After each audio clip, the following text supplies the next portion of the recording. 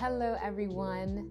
We are back and we are looking at Luke chapter 8 today, the 8th day on this reading journey in our series, The reason we celebrate the Easter season.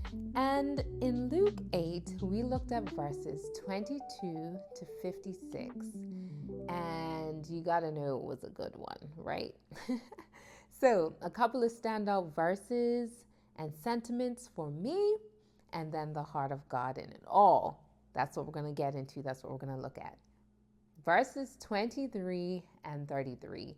These are actually in two separate stories, as it were, in this chapter. So one, Jesus calms a storm, and then the second part is Jesus restores a demon-possessed man, but it all kind of really is one big story.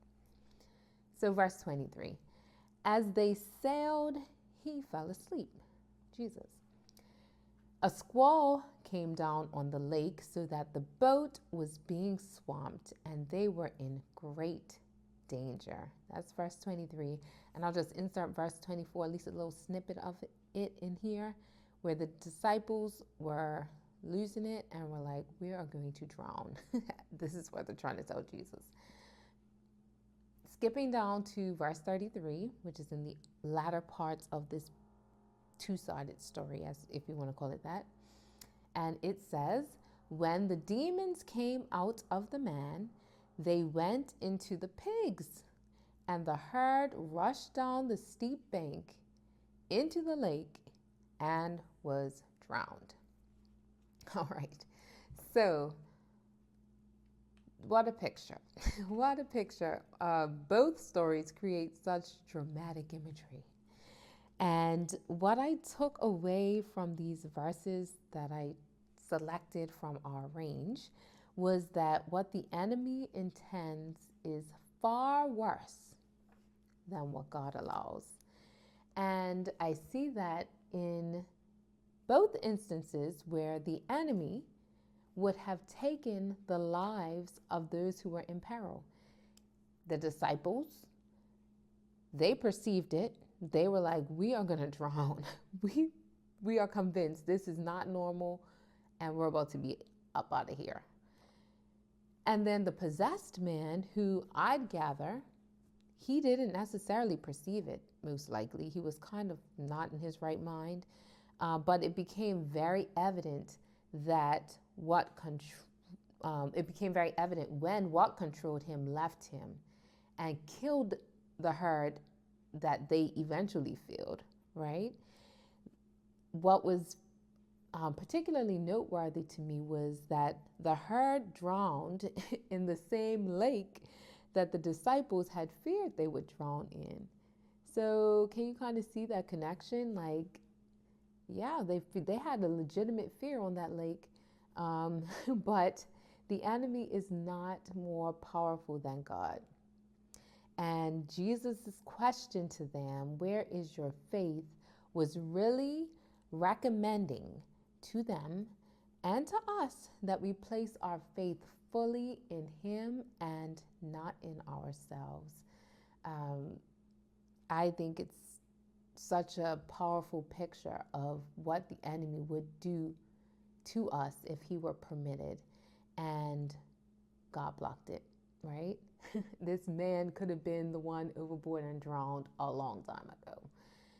The disciples could have been taken out, and the pigs were just out there floating. I don't know if they're belly up or not, or they sunk straight to the bottom. But they were pure evidence of what could have been the reality for either of these individuals. And so the heart of God here is just that he is in control of all things, and he is deserving of my faith in him. He can handle anything that threatens to take you down. He can handle anything that threatens to take you out.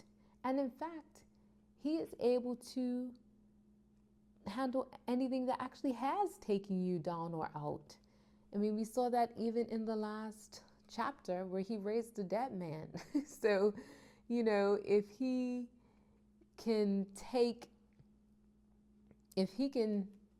do that, And even in the other parts of the reading, which I guess I neglected to mention, that it actually goes through a third story where there was sickness, extended sickness, and there was even death of a child.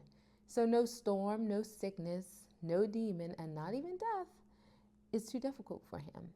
And so I saw all of that in Luke 8. He can send peace, he can send healing, he can send freedom, he can send life, and so much more. So that's our God who loves us more than words can say. And it's our privilege to be his, to worship him, and to give him our allegiance. So that's it in Luke 8. It was, like I said, an epic read. Three parts to this story, not just two. Let me not gyp you on that. Let me not leave anything out there. There's so much.